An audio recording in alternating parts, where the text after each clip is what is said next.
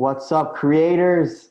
It's your host, Michael Pichardo, here with O'Neill and Hansel for our first Creator Spotlight, where we're going to talk about RoboLink. So, welcome, Hansel, and hi, O'Neill. Thank you, Michael. Thank you for having us. Thank you, Michael. So, Hansel, we our history goes back a long way, and kind of we want to give you the floor to kind of talk about your first Kickstarter project and your story beyond that. So what was your first Kickstarter project? Yeah, so our first Kickstarter project was the project called Rocket Smart. It's a robotics kit that you can make 11 different configuration and use Arduino to program it. We ran it back in 2015, and then we raised a little over 50,000 from there. And Nice. did you know your first Kickstarter project was going to be successful? How much prep did you to go into that? We weren't prepped at all, so we we didn't what to prepare for Kickstarter, and then Wow. one of my fellow startup founder was actually telling me who did successful campaign back then. He was telling me, hey, Kickstarter or crowdfunding is almost for second timers. So there's so many things that you learn when you do your first project. So he was like, yeah, why don't you run it and then learn from that, and then see how it goes. So basically the first project that we did was something that we actually had something that we actually had in something that we were testing in San Diego for a while that we had confident on delivering.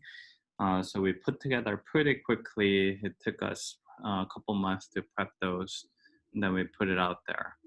But even during that same time, we were prepping for our second project, which was a little bit more of the main thing that we were shooting for. Okay. Wow. And so your first project was the one that you launched on Kickstarter, or the second one, which you were also working on? So we did launch our first one, Rocket Smart. We launched it, and our goal was 50,000, and I think we ended up raising like 53,000. So we barely made our goal. And then, just like what the other founder said, we learned so much from there. And then I think it was good. It was there are so many different details that we need to do, and then starting from SEO, starting with the digital ads, video, how to connect it, and Kickstarter SEO. There's so many different pieces, whether we participate some of the events with it and things like that. How do we promote? There were so many different details that we had to do and then learn on the way. So like we put out there, we put the project that we had a lot higher confidence that we can deliver on for the fulfillment side. So we actually ended up delivering all of our,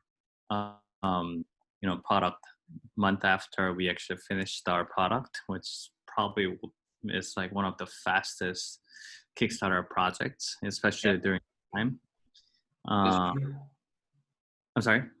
That is true. That is true. Very true. Yeah, so we learned a lot from our first project. So it was a successful project, but it was a little bit of the, I wouldn't call it practice round, but that's something that we had a lot more confident on delivering on. So it was really good. And then a year after, we actually did our second project with Codron. So we ended up raising over 200,000 on there. So our goal was 50,000. And then based on all of the things that we learned from our first project, we essentially applied everything. And then we gave ourselves a lot more time, and then getting the momentum going, doing the countdown, spreading the words, and using the digital ads a little bit better. We are still not doing the best job with the digital ads, but look, applying all of the things that we learned from our first project. We replicated another project. We did second project, and then that was a lot more successful. That's amazing. Wow. That's good. Yeah. And so kind of like when you went from your first to your second, what things changed in terms of like your team? Because I think that like that's a big proponent of actually, scaling and like, having bigger goals, right? Yeah. I mean, yeah. After a year, our team first time when we're I think maybe it's we freezing up a had little bit. Yeah, we I had had the same three. problem. It froze up a little bit there, Hansel. But you're back. You're back. You're back. Yeah. Wait, what was that? Yeah. So when we were doing our first project, our team was very small. So we had 3 full-timers here in the US and some team members in Korea as well. And then next year we doubled, but even doubling is like not that many people. So we had about like 5-6 people in our team. Most of our team members were still like engineers. Not as many business folks, but then the fact that we actually learned how to run Kickstarter properly and what people are looking for, and combination with having those backers who supported our first Kickstarter project and then getting their units after a month, which is That's really unheard good. of. Yeah. So like combination of those like essentially put more trust on our company, and then we are like doing a little bit better strategies with Kickstarter itself as well. So and then our project, I think it was more interesting too, was a programmable drone. So with those combinations, it made it a lot better campaign. Very nice. Let me tell you something. This is a little side note. So I'm a big Korean fan. I watch a ton of Korean shows with my wife. That's actually all we watch, like on Netflix, on Viki. So I think you had some Korean charm in there that was really helpful as well, right? So congratulations on that. Happy to see that.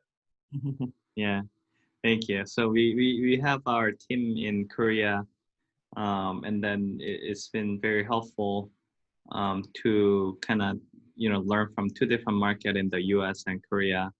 And some of the things are moving faster in Korea, some of things are moving faster in the US. Yeah. So we've been trying to learn from both of the market to make best out of it. That's an interesting dynamic that you can analyze both markets. That's actually very cool. Very, very cool. How many Kickstarters have you done so far? 2 or more? We've done 3 Kickstarter projects and then 2 follow-up Indiegogo indie band projects. So Nice. yeah, between those, so indie band usually is a lot smaller, but between 3 Kickstarter projects, we raised somewhere around 460,000 or something like that. So yeah, we did 3 main Kickstarter or crowdfunding campaign on Kickstarter, and then basically we turned on pre-order after our campaign was done on Indiegogo. Wow. Awesome. Congrats. Yeah, very impressive. Congrats. And I mean, to talk a little bit more about the Korea thing, do you sell more units in Korea or do you sell more units here in the US? What is like your demographic of your audience? Where does it come from mostly?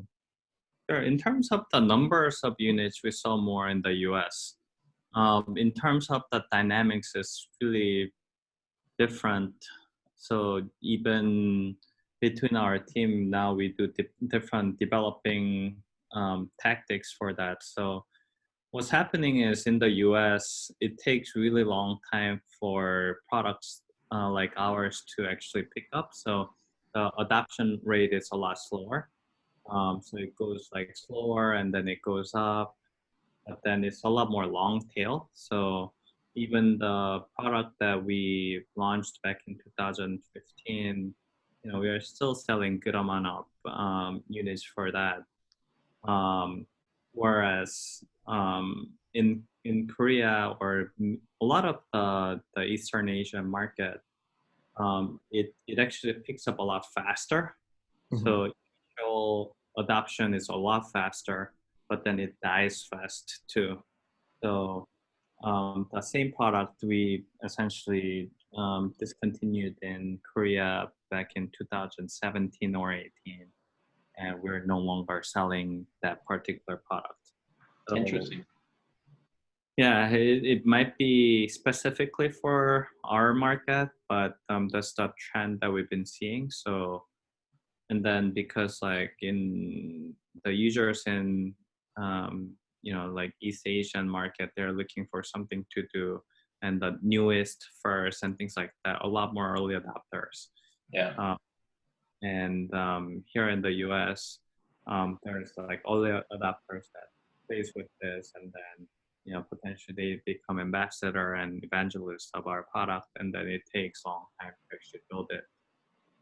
But even 3 years after, 5 years after we launched the product, it's still sells pretty steady sales. It's pretty interesting. Yeah, it's pretty interesting. I bet you it also has to do with the cultures. Definitely, the Asian cultures are a lot more on top of the latest trends in technology, and the adoption is much faster. But they also move on to the next trend, right? Much faster. And here in the U.S., it's slower, right? Like you said, big market, 330 million plus people, but it's a lot slower. Very interesting. Yeah. I'm gonna have a question for Hansel at Go the ahead. end, and I'm Oh, gonna I'm gonna already pop it so that he's thinking about it. So I'm wondering how we can help him and how we can help the company RoboLink to sell more units. So, all right, so I'm gonna ask you for that at the end to see if you can give us like 2 or 3 ways we could help you, and ask the audience also to support the company, because we want to support creators, right? Just like you and your team. So I'm already popping it just so that to leave it there so that he can give us a good answer to that. I'm sure he will. yeah. Ding, ding, ding, ding, ding. O'Neill said it first. By the way, if you're still watching this, go down in the description. You're gonna see a link to RoboLink and all the products that they sell. If you've liked this so far, check it out. Support them. Their Kickstarter campaigns have already ended, but go buy their products, especially now. Their website, yeah. On their website. So, speaking about like different cultures and technology, I wanted to ask you a little bit more about like the educational trends and kind of how the pandemic has kind of shifted, everything. I know like your products are meant for like younger audiences, and they're used in an educational space, a more hands-on environment. And kind of walk us through, how you've been, how the pandemic's like affected you, how you've had to change, and a little bit more about those trends and where you see yourself going. Sure. So our company has been focusing. We've been always education company, but there's like different kind of education. So around 2017 or 18 or so, we've been heavily focusing on getting into schools, especially public schools. So we've been focusing on that. So now about 60% of our business comes from selling to schools. And when pandemic happened, schools started shutting down, and basically like is teachers, students, and administration that everyone's shutting down, and then they didn't know what to expect. So like for most of the places in the US, it was around mid-March that everyone was like shutting things down. Unfortunately for schools, the highest pickup sales season is April and May. So when schools save their budgets, and then they like make sure that they have enough budget, but that budget expires around June. So schools start spending the budgets that they haven't used around April and May, especially towards the products like us. So we get spike of the sales in April and May. So we were preparing for it, and then we were doing a lot of different conferences for that too. And then everything shuts down in mid-March. So it definitely was a big hit for us. So we were just like we were a small company, so it was really big impact. But then during that time, basically, like we had to come up with a better business model than just relying on the schools. So what ended up happening is we have a small part of our business that actually teaches students as an after-school program. And then basically here and only in San Diego. So we've been teaching about 10,000 students here in San Diego. Wow. We're doing those. But like we weren't planning on expanding it outside of San Diego. And those students were essentially our paid beta tester testing our products in here so that we can make better product. But then after pandemic happened, essentially our orders from school gets shut. Amazon sales still goes, our website sales still goes, so there's like some there. But all of the students that were teaching here in San Diego, essentially we had to shift them from in-person to virtual.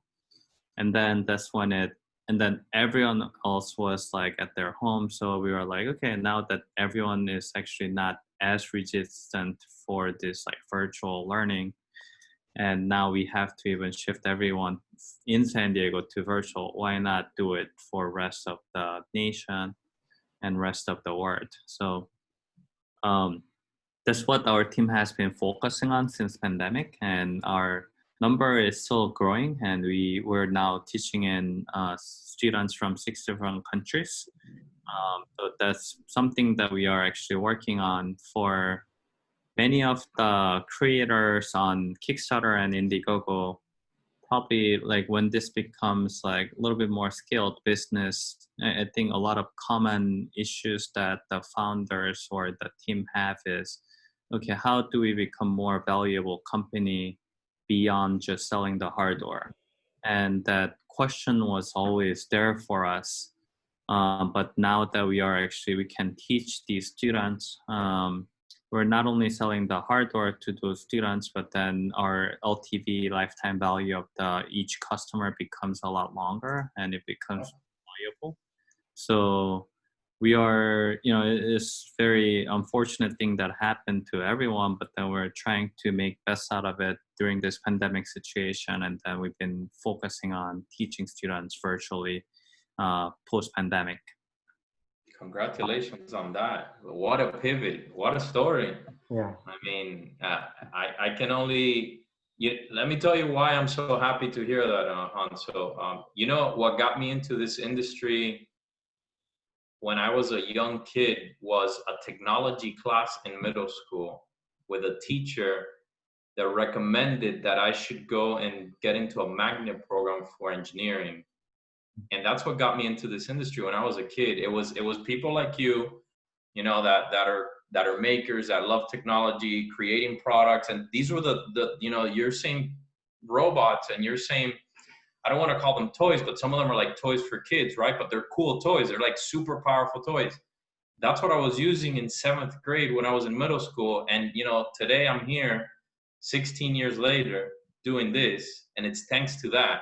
So I can only imagine all the young kids that are going to come out of those classes, and they're going to be the next engineers. Hopefully some of them will even, work with you in the future. You never know. Mm. I mean, wow. Honestly, I mean, I'm just thinking back. You made me remember that as you were talking about schools and teaching schools. Yeah, Yeah. and to offer my kind of similar experience as well, I actually did Science Olympiad, and early on in my involvements, I started in middle school as well and in high school. That kind of got me thinking about engineering and things like that. And at the end of the day, I ended up studying engineering in college, and it's these types of programs that really shape people's lives. And so, for first thing, like I want to thank you and people like you, because it really does like spark that creativity, spark like that desire to do something like that. And in terms of virtual learning, if I would have grown up like that, I don't know how I would have reacted. It's so different. And having these types of focuses within the virtual learning space is important, because you still want to be able to spark that creativity in the future. we don't know where the world's going to look like. We don't know how these toys and these programs are going to still be there. But, you know, with virtual, if you have access to learning some of these things, like, you could really make an impact still. And I'm thankful for people like you. And I'd love to, you know, introduce you to people in my network in the education space and see if we could get partnerships and things like that. It sounds So awesome. that's a good point, Michael. So how can folks watching this and people out there, if they're interested in this educational service for schools, so what should they do to reach out to you guys? Because you have multiple products. They're all super good. You guys have been in the market for many years. Like I said earlier in the video, you know, I've collaborated with you and your team in 2015. Like you said, that must have been when our older YouTube channel, you know, went off and promoted some of your products at the time. So you guys are definitely credible. You've been around, you have a couple of products, you're doing great things. How can they reach out to you guys? Probably our website would be the best way, at robolink.com. You can, and this is how you spell it. Yeah, Okay. and then, yeah, and then, yeah, probably for the audiences here, we have, if you're interested in self-driving car or AI, so this is Zoomy that we The have, Zoomy. this is our latest you know, Kickstarter that we did, and then we call She, so we can actually create a little bit more female engineers in the market too. So she's very friendly self-driving car that teaches concept of self-driving car and AI. So if you want to try it, we just put it on Amazon as well. So you can try it there. And then this is the one of the latest product that we have that we are getting going to, called the Kodro Mini.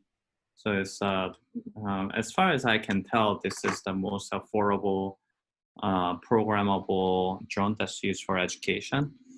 So we are selling that for $90 right now, and it includes remotes and drone together.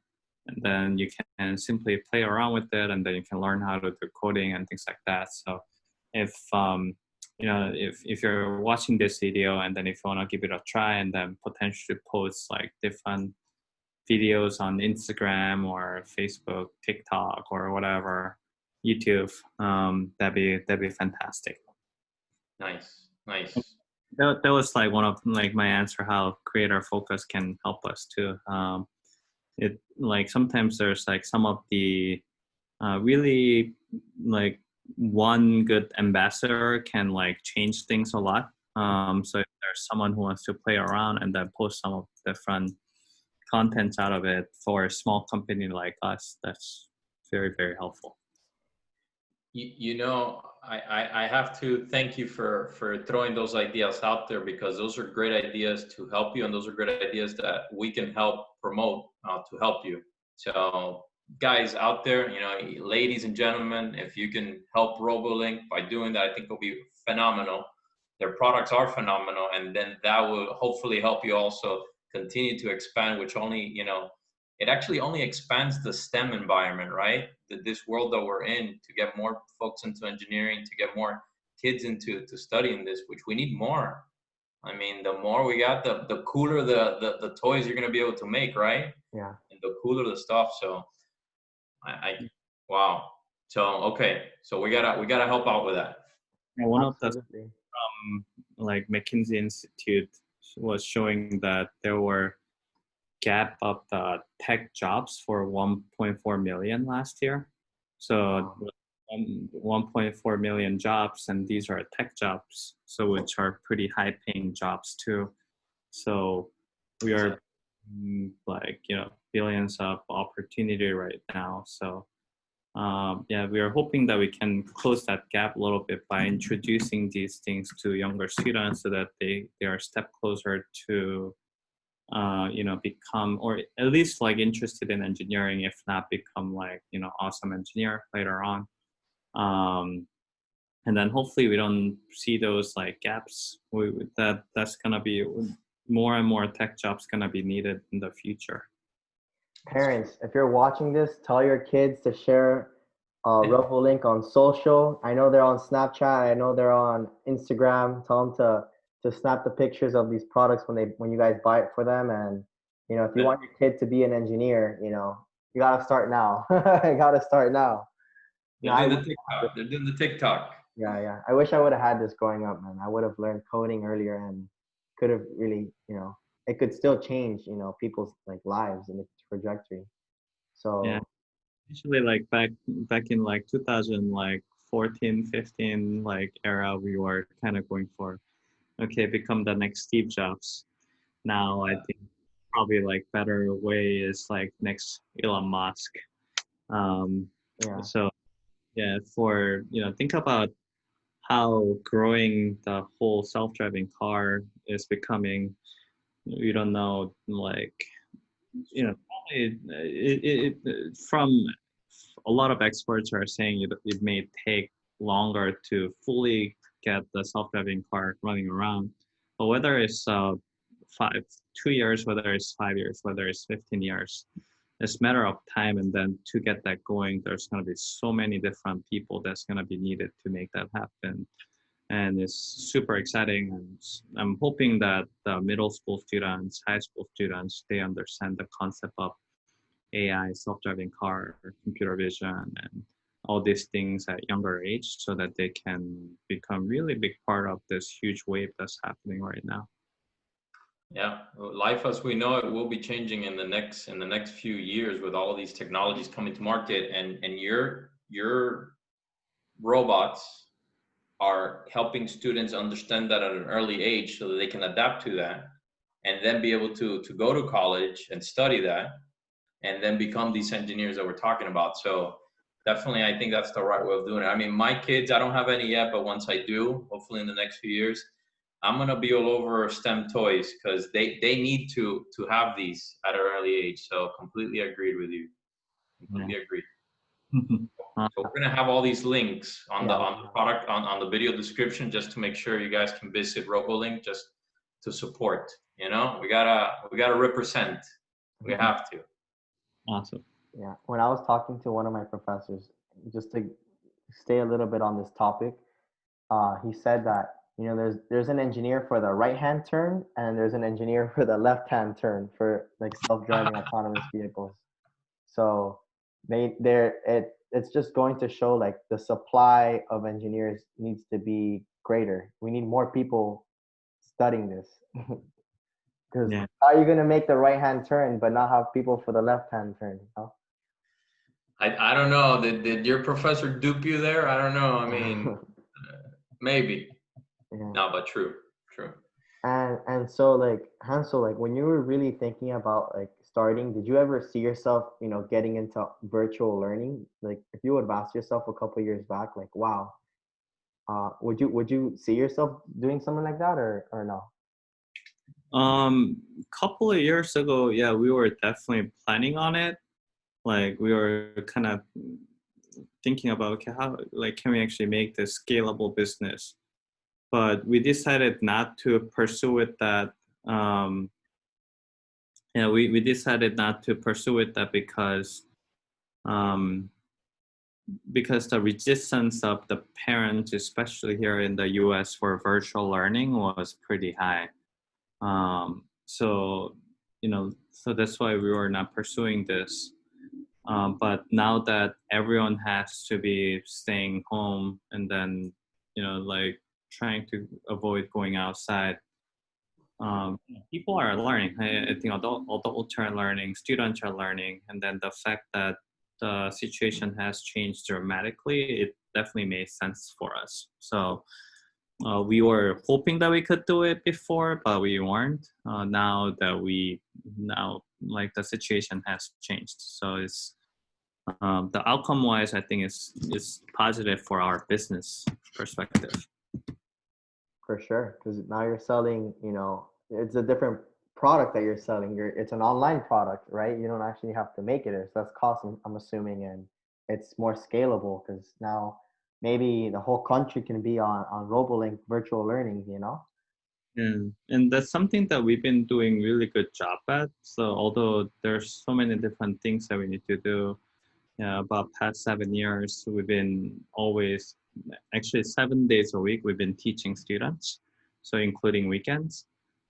So we know how to teach students very well. And then we had to learn a lot of things hard way when we were transiting that in-person experience to virtual. But now that we've gone through this for about 5 months now, we've optimized a lot of different things. So yeah, it worked out pretty well. Awesome. Wow. Congratulations on that. And in the next few years, I mean, I know the US is a little slow in picking things up. I know that the trends like show that, we'll be virtual for like hope maybe a year. But do you see yourself maybe making another like physical product or anything like that? Can you give us like a sneak peek time like towards like your goals for that, or maybe more focusing on the virtual stuff and growing that piece? Yeah, there's a lot of always like different ideas that we were tossing around. So there's, you know, always something that we have for a few different ideas that we have. But we have to test a lot of things out and then see if it makes sense for business wise and then see what value is bringing in. So, like to name a few, we were talking about, okay, how do we make a drone competition nationwide when things are becoming, somewhat of the, you know, new normal that people are getting together and things like that. So that's something that we are interested, that we are like testing the waters a little bit. So that could be potential. There's so many things that we scraped out saying that, okay, we came up with an idea that we didn't do. So we'll see. But so it could be potentially a drone. Now that we are doing virtual learning, we've been very intrigued with a lot of different subscription models that sending some of the hardwares on monthly basis and then get through different experience. So it could be that. But we don't know. We don't have very clear idea of what the next project is for crowdfunding. Well, we're excited to learn from your next project, and you can count on us to help you and support it and promote the bejesus out of it. We're going to be promoting it everywhere to help out. So we really wish you the best. We really want to see you succeed. So everybody watching this, help out. Help out RoboLink. I think it's the right thing to do. So it's exciting. Glad to hear that. You guys have some very good plans, and you're going to be making some very good impact. So it's just like so rewarding to see that, right? When you do good and then that good comes back to you by helping those kids, and then those kids then grow up and then they do great stuff. So I'm already seeing that. What can I tell you? Yeah. And speaking about the kids a little bit, as we like start to kind of wrap this up a little bit, has anyone gotten back to you and said, "Hey, like you really made an impact on my life"? You have like those stories, because I don't know. I think that's really important. It shows like, like the true impact. I know you're making it, but like it's cool to learn that as a maker and a creator to know, wow, like it kind of helps you think that up again. Sure. So it's even more obvious because for us, because we actually have students that we're teaching. So when we started, the students were actually elementary school students. Now there's like some ones that are getting into colleges and some that already went to colleges. So when they're doing that, because of the choice of after school program that they chose, that became their major. So we have some students who went to Carnegie Mellon University, Berkeley. We have one student who's been with us for 7 years, going to UC Santa Cruz. And then they're choosing like computer engineering, computer science, mechanical engineering, and then we actually made pretty big impact on like having STEM as like one like really fun thing. So and later on probably they'll be choosing their career as an engineer too. So I'm very looking forward to seeing that as well. So yeah, it's been great seeing those happening from the students that we're teaching. And then some of the actually like one of the teacher in Miami, she's never done coding experience, but then she's becoming kind of tech teacher in the DD County. I think that's where she is. Okay. Yeah, and then so she's becoming pretty famous with our drones.